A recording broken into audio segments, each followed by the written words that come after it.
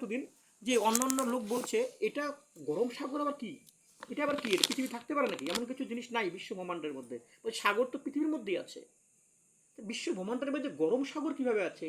যে আমাদের হিন্দু শাস্ত্র অনুসারে বলা আছে সেই গরম সাগরে রসাতলে পৃথিবীকে নিয়ে গিয়েছিল কে? হিরণ্যাক্ষ।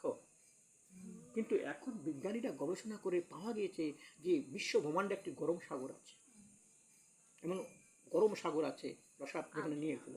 তার মানে আমাদের ধর্মগ্রন্থে যা লেখা আছে সবই সত্য, যেটা প্রমাণিত হচ্ছে বারবার করে।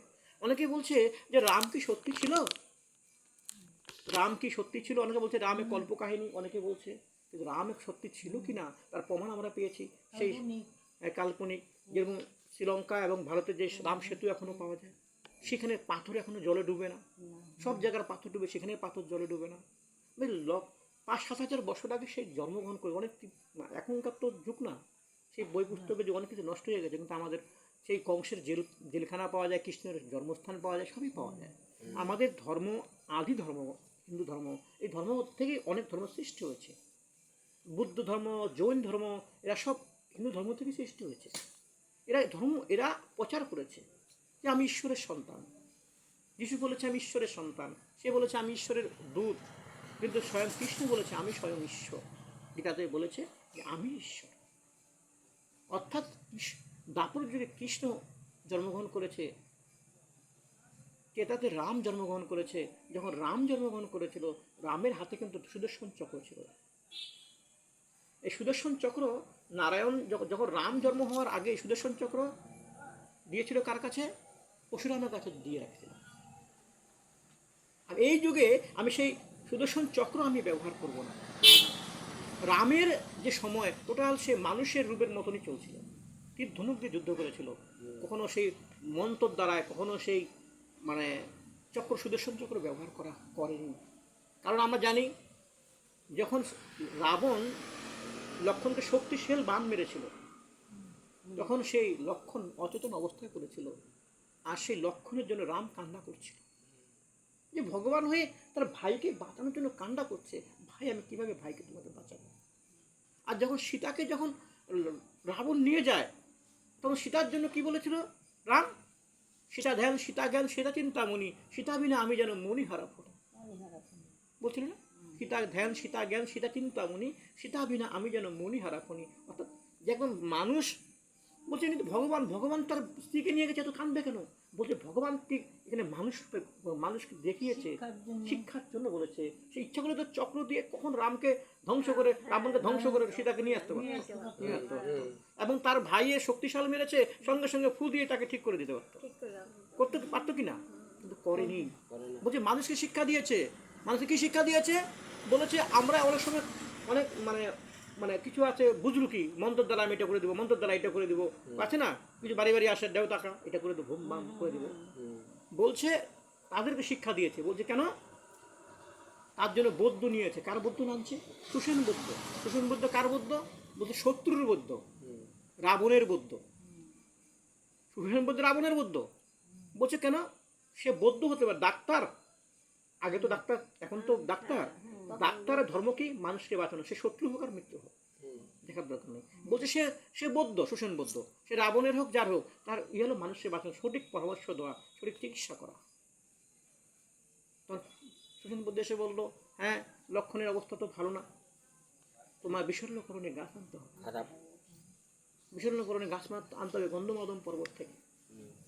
তাহলে আমরা যেমন ওষুধ, ডাক্তার কি বলে দেয় আমাদের কাছে, যে আমাদের প্রেসক্রিপশন লিখে দেয় এই ওষুধটা আনতে হবে, এই ওষুধটা এনলে তোমার রুগীকে খাওয়ালে ভালো হবে, বা ইঞ্জেকশনটা আনলে ভালো হবে। সেই ডাক্তার আসলো, সুসেন বৌদ্ধ ডাক্তার আসলো, সে বললো যে এই ওষুধটা আনতে হবে। আগে তো মেডিকেলের দোকান ছিল না, ওষুধের দোকান ছিল না, বিভিন্ন গাছপালা থেকে ওষুধ ব্যবহার করা হতো।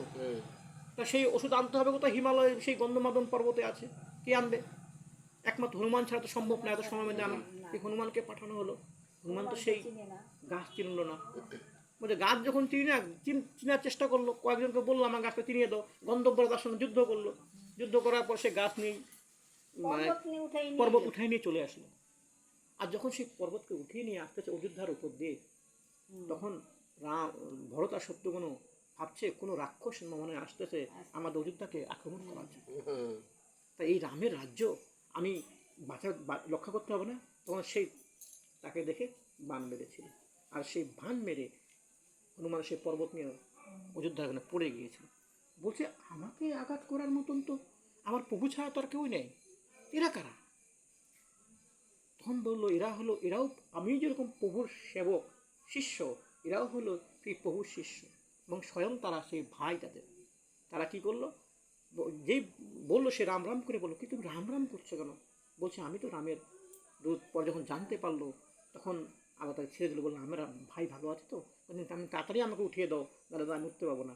বলছে আমি তো শুনেছি তুমি অনেক বলশালী। হ্যাঁ আমি বলশালী, তোমার ভাই, যাদের ভাই আমাকে বান মেরেছে তার কীভাবে বল থাকতে পারে? তাদেরকে পরীক্ষা করার জন্য হনুমান বলছিল যে এরা সত্যিকারে কি রামের ভাই বা এদের সত্যিকারের শক্তি আছে। তখন তাদেরকে তীর দিয়ে আবার সেই হনুমানকে উঠিয়ে দিয়েছিল। সেই হনুমান সেই বিশল্যকরণীর গাছ নিয়ে যায়, যা সুসংবদ্ধ বেটে লাগায়, তারপর রাম লক্ষণ এটাই হলো, এটা শিখিয়ে দিয়েছে যে মানে গাছ গাছারি ওষুধের দ্বারাই মানুষের ইয়া হয়, ঝাড়ফুঁক মন তো খুব কম। সবাই হ্যাঁ আগে তো গাছ কবিরাজ, আগে গাছ। আগে তো ডাক্তাররা ছিল কবিরাজ। বলছে দ্বিতীয়বার বিশ্বের মঙ্গলের জন্য অধীশ্বর সেই ভগবান রসাতল থেকে পৃথিবী উদ্ধার করলেন। বরাহ রূপ ধারণ করে ঋষি সঙ্গে তিনি দেবশ্রী নারদ রূপে তৃতীয়বার অবতার করলেন। তাকে নারদও কিন্তু ভগবানের একটা অংশ, যা সদা সবসময় নারায়ণ নারায়ণ জপ করে থাকেন।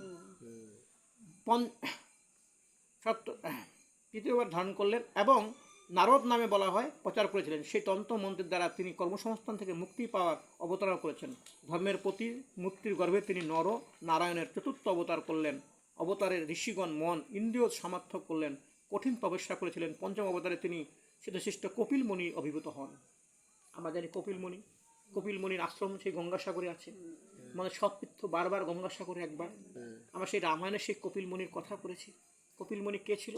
সেই সগরের সেই 60,000 পুত্র কপিল মুনির আশ্রমে দিয়ে যাচ্ছিল, কারণ সেই সগরের মানে অশ্বমেধ যজ্ঞ করেছিল, সেই যজ্ঞের ঘোড়া চুরি করেছিল ইন্দ্র। বলছে এই সাগরের 60,000 পুত্র এমন তার সেনাবাহিনী আমার স্বর্গ দল করে ফেলাবে। ইন্দ্র কি করেছিল, রাক্ষসী রূপ ধরে সেই যজ্ঞের ঘোড়াটা কপিল মুনির আশ্রমে পাতালে নিয়ে বেঁধে রেখেছিল। আর এই 60,000 ছেলেরা খুঁজতেছে, ঘোড়া নাই, সোনেরা ঘোড়া নাই, খুঁজতে ওরা পাতালে চলে গেছে। পাতালে দেখছে মুনি সে ধ্যান করছে, সে ভগবানের কপিল মুনি ভগবানের রূপ ধ্যান করছে। বলছে এই বেটাই আমাদের ঘোড়া চুরি করে গেছে। এদের অহংকার এত মানে মানে উল্লাস, আমার 60,000 ভাই, আমরা এই মুনিকে এখনই মারব, মানে কি অহংকার, এদের অত্যাচারের সীমা শেষ হয়ে গেছে। বলছে এই অত্যাচারের সীমা শেষ করার জন্যই স্বয়ং কপিল মুনি এদেরকে যখন মারার চেষ্টা করছে, কপিল মুনি যখন চোখ খুললো, সেই চোখ থেকে আগুন বের হয়ে সমস্ত 60,000 পুত্রকে ভস্য করে তারা ছাই হয়ে গেল। আর এইদেরকে বাঁচানোর জন্য ভগীরথ পরবর্তীকালে গঙ্গা আনয়ন করলো পৃথিবীতে। বলছি কপিল মুনি ভগবান বলছে এই যে এরা 60,000 পুত্র, মানে এরা পাপে মরেছে। পাপে কেন? এদের রাজার উদ্ধত্ত আচরণ হয়েছিল যে আমার 60,000 সন্তান আছে, এরা যেদিকে যাবে সেদিকেই এই অহংকারের অত্যাচারে এই ভগবান স্বয়ং আবির্ভূত হয়ে এদের ধ্বংস করেছে। বলছে অহংকার বেশি দিন মানুষ চিরস্থায়ী হয় না। আমার টাকার অহংকার, আমার ছেলে আছে 5টা, আমার ওইটা আছে, এই অহংকার কিন্তু কোনোদিন স্থায়ী থাকে না। কি আমি কি বা নিয়ে এসেছিলাম? আমি যখন মার ঘরে এসেছিলাম আমি এক উলঙ্গ অবস্থায় জন্মগ্রহণ করেছি। আমার নাম দিয়েছে একজন, আমাকে কান দিয়েছে একজন, শিক্ষা দিয়েছে একজন, আমাকে খাদ্য দিয়েছে একজন, আমার জামাটা পরিয়ে দিয়েছে একজন। আমি সেই জামাও পরতে পারি নাই, আমি কথাও বলতে পারি নাই। আমার মা আমাকে কথা বলা শিখিয়েছে, আমাকে সেই শিক্ষা দিয়েছে আমার শিক্ষক। আমি কি নিয়ে এসেছি? কে অহংকার? এত সব অহংকার, যেদিন মৃত্যু হবে সব অহংকার, কারো অহংকার থাকে না। পৃথিবীতে অনেক মস্তান যেমন যাওয়ার সময় তোমার একটা কাপড়ও নিয়ে দিয়ে দেবে না, সেই অবস্থায় চলে যাবো, যে অবস্থায় চলে এসেছি। মাটিতে যাবে। এই অহংকারের করলে ভগবান কোনোদিনও সার্থক হবে না।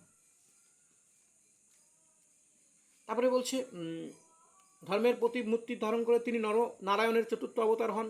এই অবতারের নাম ঋষিগণ ইন্দ্রিয় সংযম করে খুবই কঠিন তপস্যা করেছিলেন। পঞ্চম অবতারে শ্রেষ্ঠ কপিলমুনি হন। তারপরে অগ্নিপত্নী অনুসারে ষষ্ঠ অবতারে তিনি অভিমন্যু পুত্র দন্তাত্ম নামে জন্মগ্রহণ করেছিলেন। অবতারে তিনি অল্লক প্রহ্লাদ সম্মুখে ব্রহ্মদান উপদেশ করেছিলেন। সপ্তম অবতার রুচি নামক প্রজাপতির পত্নী আকুতির গর্ভে জন্মগ্রহণ করেন তিনি। তিনি অবতার করেছিলেন, তিনি নিজ পুত্রের নাম প্রমুখ দেবগণের সাথে স্বয়ম্ভুর মণিও ভগবানের একটা অংশ জন্মগ্রহণ করেছিলেন, প্রতিপালন করেছিলেন। রাজা নাভির পত্নী মেরু গর্ভে ঋষভ দেব রূপে ঋষভ দেব রূপে ভগবান জন্মগ্রহণ করেন, আরেক জন্মগ্রহণ করেন ঋষভ দেব হিসেবে। তারপরে অষ্টম অবতারে জন্মগ্রহণ করেছিলেন। এই অবতারে তিনি পশুপতিগণকে আশ্রমের শ্রেষ্ঠ পরমাংশ সেবিত প্রদর্শন করেছিলেন। তিনি এই অবতারে পশুপতি হয়েছিলেন। ঋষি প্রার্থনায় নববারে তিনি রাজা পৃথুরূপে জন্মগ্রহণ করেছিলেন, পৃথুরূপে ভগবান জন্মগ্রহণ করেছিলেন। সনকের ঋষিগণ অবতারে তিনি পৃথিবী থেকে সমস্ত ওষুধি বস্তু দহন করেছিলেন। এই পৃথিবীরূপে জন্মগ্রহণ করার পরে সমস্ত ওষুধি যেটা আমরা বাই পৃথি সমস্ত তিনি দহন করেছিলেন। এই ওষুধি মানে গাছ রোপণ করেছিলেন, এইটা করেছিলেন। পৃথিবী অবতারে অতীত কামিনী হয়েছিলেন। চাক্ষুষ জন্মান্তরের শেষে যখন সমগ্র ত্রিভুবন সমুদ্র প্লাবিত হয়েছিলেন, তখন মৎস্যের রূপ ধারণ অবতার গ্রহণ করেছিলেন। পৃথিবীরূপী নৌকাতে অবতরণ করে পরবর্তী জন্মান্তরে অধিপতি মানুষকে রক্ষা করেছিলেন। যখন পৃথিবী একবার জলে মগ্ন হয়ে গেছিল, তখন তিনি মৎস্যরূপ ধারণ করেছিলেন। সমস্ত মানুষকে এই মৎস্যের মধ্যে নিয়ে এবং বেদকে এই মৎস্যের মধ্যে নিয়ে তিনি রক্ষা করেছিলেন।